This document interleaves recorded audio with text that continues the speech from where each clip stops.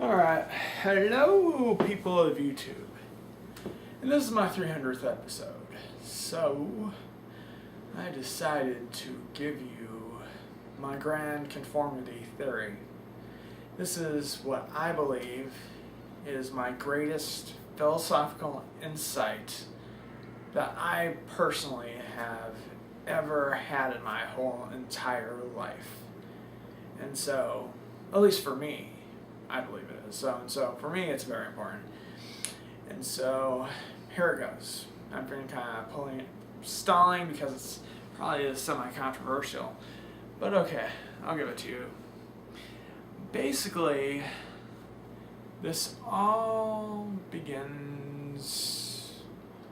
What I believe, my theory is that at one time when we were cavemen, clandestine people, we needed to have conformity. It was a survival tool.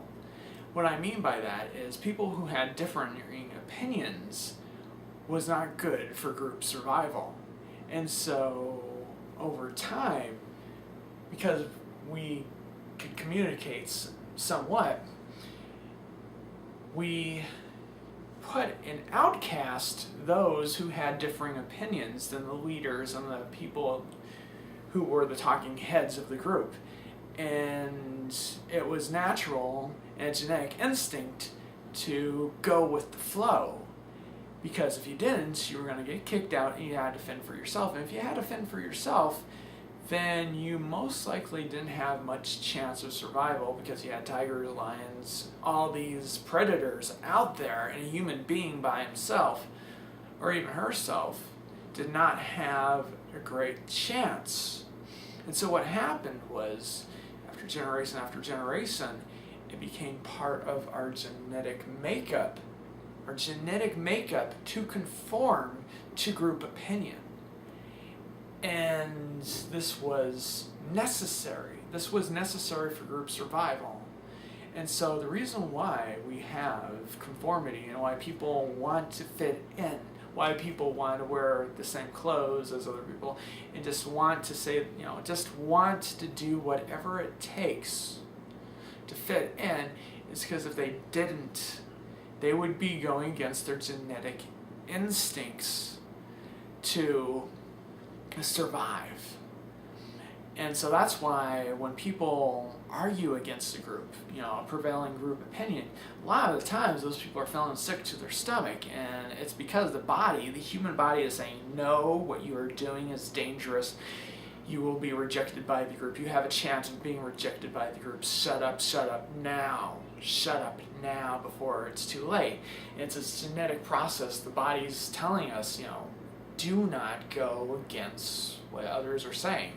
And so that is why I believe that conformity is so strong in our society, because it is a necessary evil. It was during that time. And through all these hundreds and hundreds and hundreds of thousands of years, even though we have progressed greatly as a society, we still are genetically bound to conform.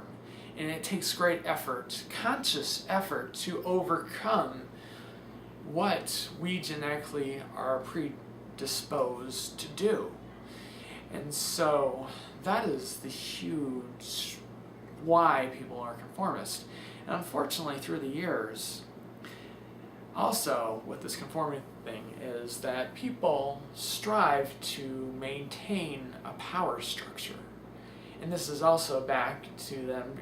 So because if you change power structures, change can be bad, because group survival is not as necessarily as strong when that happens, although sometimes change can be good. And so also, people through the history of time, hundreds and hundreds of years, great evil people, if you want to call them evil, or just people that want to gain as much power as possible, they have manipulated people into believing that they need to fit in, and if they didn't think a certain way, do a certain thing, that they were going against group opinion. And so people have used throughout time to become leaders and have been able to maintain power structures by the use of manipulating our genetic weakness and wanting to conform to groupthink, basically. Okay, is there anything else? Yeah, I believe it's very strong. I really, really believe it's strong. For instance, in my philosophical opinion, there's no actual, science yet to back this up. Maybe I'll be proven wrong. But I believe that a person, if they are given like a certain amount of time to live, that if the family, friends, relatives say, just tell them, we need you to be alive. You are needed. And you can't die on us because you've got this, this, and this to do, that I believe that people can live longer just because they want to conform to group opinion. So there are certain things that we can use this in a good way too. So, alright, I guess that's my overall idea of conformity and group opinion and why we do what we do. And I came up with this idea because, sometimes I would, argue with the group. I'm like, why are they doing this? Why are people doing this? And then this idea came. This is why, why you're being strongly rejected with your ideas, because your ideas do not fit in with what the group is thinking. And going against that is bad. Alright. I guess I'll talk to you later. This is my 300th video. Yippee! And I finally got off my chest the ground conformity theory. I probably could have maybe fleshed it out a little bit better, and there are a couple of points where I didn't really explain myself as well as possible. But that's okay. I'll talk to you later, people. Bye-bye.